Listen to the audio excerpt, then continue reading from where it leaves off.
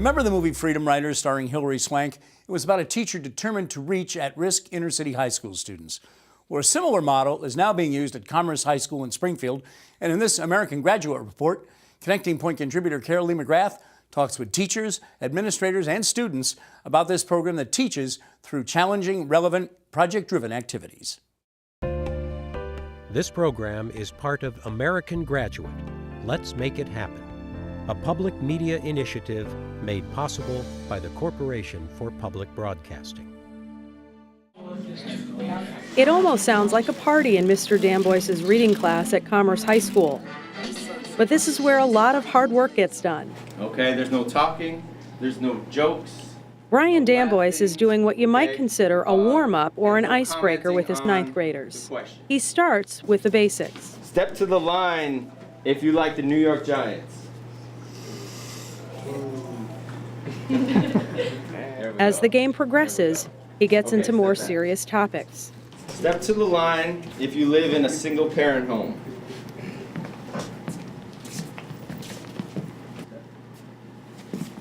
Step to the line if somebody close to you has ever served time in jail. Forcing them gently to present and talk about themselves with each other really opens up students' minds to each other, and at least when we're here, we're going to feel comfortable and feel safe to work. I attribute a lot to what I learned in California and the sort of model of the Freedom Riders way. Damboyce was part of a group from Springfield who went to Long Beach, California to attend the Freedom Writers Institute. Erin Gruelle used writing and journaling to help her students in the mid-1990s reach their full potential. What was amazing is when my Freedom Writers wrote their stories, and it was like a message in a bottle. We were hoping that their parents and their community would read their stories. And when it became a book, we realized that other kids in other communities had similar stories. And so I was very fortunate that the 150 students that I had graduated and went to college, and we wanted to replicate that same kind of success with students everywhere, but specifically right here in Springfield. Lydia Martinez, the assistant superintendent of Springfield Public Schools, also went to California for the Freedom Writers training. It's about how to reach the children, to help them through that baggage that they bring to school every day that keeps them from learning whatever the subject is. I ask kids to write about what stresses them out. It's out in the world now, and I think it relieves some of that stress. Okay, so that's our final SRI test to show our growth. We're always looking for ways to enhance what our teachers are doing. And so if I can get 15 of our teachers to be trained to each reach 150 kids, that's that many more children that we have that want to stay in school, that are learning, that are graduating, that we're not losing to the streets. The students in Mr. Damboyce's class are behind in reading.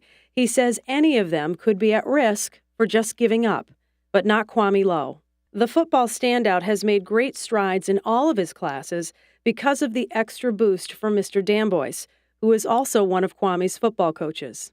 Grades, I'm always on it. I'm trying to get on it, do better every day I can, stay after, do what I gotta do.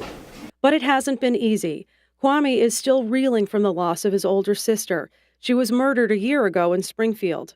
Writing his feelings down this year has helped him cope. Like 5th or 15, I had a big experience because I lost my sister around 14.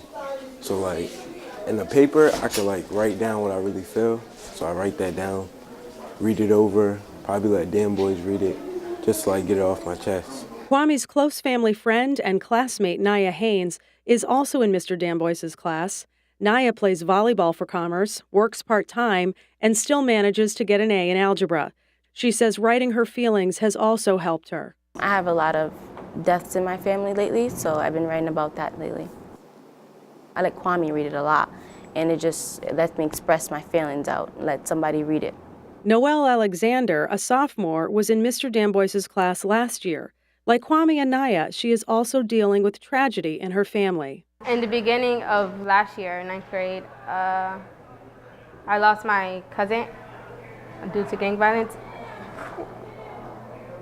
They've had things to deal with outside of their control that are sometimes tragic, sometimes they're just tough, and often school is not the most important thing, or it's something just to get through. And I know Mr. Damboyce is a good teacher, and He helped me a lot throughout his class, so I'm grateful for him and his class. Mr. Danboy says his biggest goal is to make kids believe in themselves and to believe that despite the challenges they may face at school or the challenges they may face at home, that they can still succeed as long as they don't quit on themselves. Now, when you went through that trauma, did you just want to quit on everything? Actually, funny thing, I didn't at all. I really wanted to like make it now. And now I'm like determined to go to college and play football, hopefully get into the NFL. By writing, they're learning how to let go of everything that's holding them back. I mean, it's hard, yeah, but it will all get better because I wasn't the best student, but I'm trying my best now, so. You're not going to quit? No.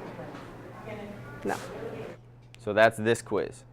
It's going to work on things such as the story elements. No one in the class is not capable of reading. They've just fallen out of love with it, or they've had struggles along the way and given up. And that's kind of the focus I try and spin on it, is that we need to work hard to catch up. And we need to, instead of feeling sorry for ourselves for being here, let's work hard and get ourselves out of here. Reporting for Connecting Point, I'm Carolee McGrath.